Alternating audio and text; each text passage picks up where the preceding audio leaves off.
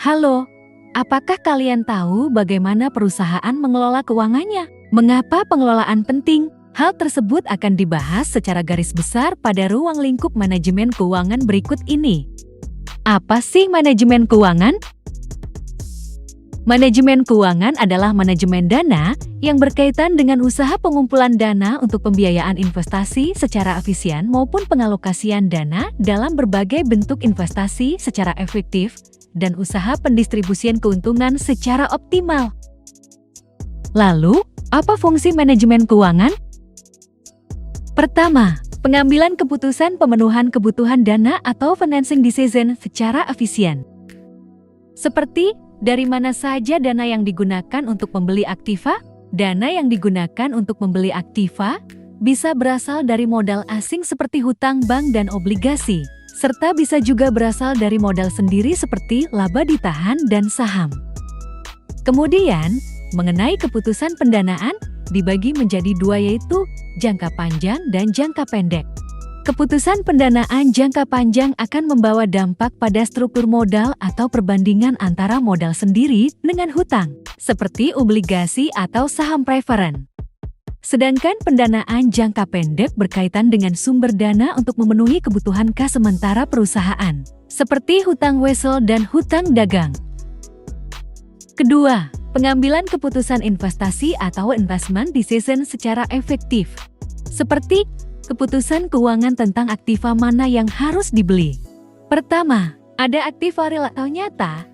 Ini adalah aset fisik yang memiliki nilai pasar dan dapat dilihat atau disentuh. Contohnya seperti mesin, gedung, perlengkapan, peralatan, dan sebagainya.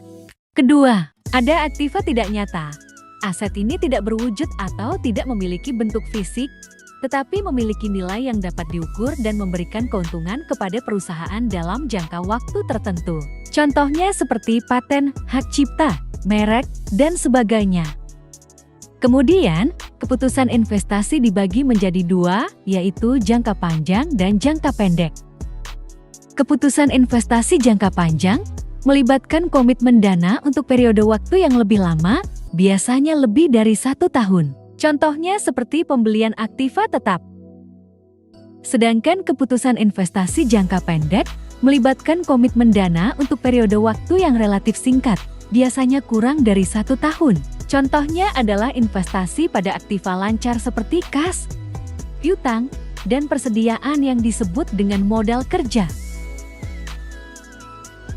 Ketiga, pengambilan keputusan pendistribusian keuntungan atau distribution decision secara optimal. Pendistribusian keuntungan secara optimal melibatkan penentuan tujuan perusahaan, evaluasi kebutuhan modal untuk investasi, analisis kondisi pasar, pemenuhan kewajiban keuangan, konsultasi dengan pemegang saham, pertimbangan pajak, dan evaluasi risiko. Dengan mempertimbangkan faktor-faktor ini, manajemen dapat mengambil keputusan yang memaksimalkan nilai bagi pemegang saham sambil menjaga stabilitas dan pertumbuhan perusahaan. Berikut merupakan gambaran dari fungsi manajemen keuangan.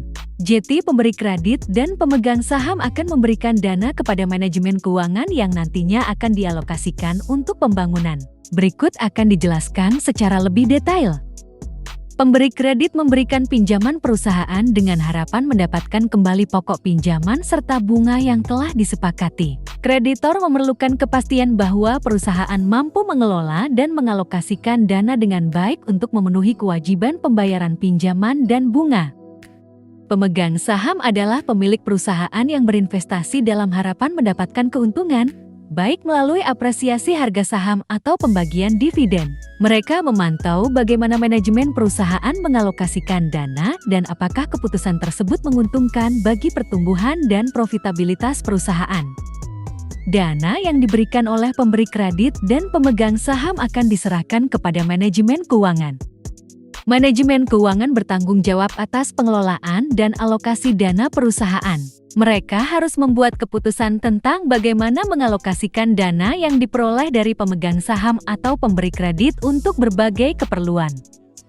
Karena manajemen keuangan bertanggung jawab atas alokasi dana perusahaan, maka mereka akan memutuskan bagaimana dana yang diperoleh dari pemegang saham atau pemberi kredit dialokasikan untuk berbagai kebutuhan, termasuk operasional.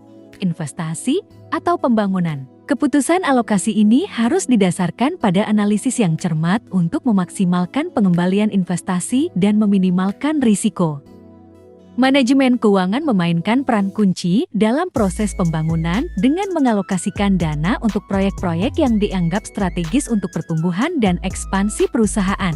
Mereka harus mengevaluasi dan memilih proyek yang memiliki potensi pengembalian yang tinggi dan sesuai dengan tujuan jangka panjang perusahaan. Selanjutnya ada kaitan manajemen keuangan dengan disiplin ilmu lain.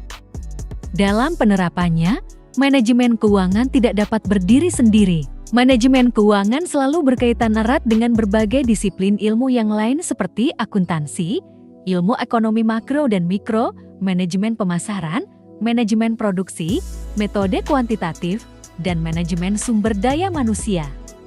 Hampir dalam setiap pengambilan keputusan, manajer keuangan bertitik tolak dari data-data akuntansi. Bidang akuntansi dalam perusahaan bertanggung jawab terhadap pengembangan laporan keuangan baik sebagai alat ukur prestasi manajemen di masa lalu maupun sebagai dasar pengambilan keputusan masa yang akan datang. Seorang manajer keuangan juga harus mengetahui kerangka ekonomi dan menggunakan teori ekonomi sebagai alat bantu untuk mencapai efisiensi operasi. Ilmu ekonomi makro digunakan untuk mempelajari perilaku pasar secara makro. Hampir setiap kebijakan fiskal dan moneter mempunyai pengaruh yang besar terhadap kegiatan perusahaan. Manajer keuangan harus dapat memanfaatkan teori ekonomi mikro seperti konsep biaya marginal dan pendapatan marginal ke dalam keputusan investasi jangka panjang maupun jangka pendek. Hubungan antara manajemen keuangan dengan manajemen pemasaran, produksi dan kuantitatif sangat erat kaitannya bahwa keputusan keuangan meliputi analisis investasi, manajemen modal kerja, sumber dan biaya modal, penentuan struktur modal, kebijakan dividen, dan analisis risiko dan keuntungan. Tujuan akhir yang harus dicapai dari keseluruhan keputusan keuangan tersebut adalah memaksimalkan kemakmuran pemegang saham atau maximization wealth of stockholders melalui maksimisasi nilai perusahaan. Sekian pembahasan mengenai ruang lingkup manajemen keuangan. Terima kasih dan sampai jumpa lagi.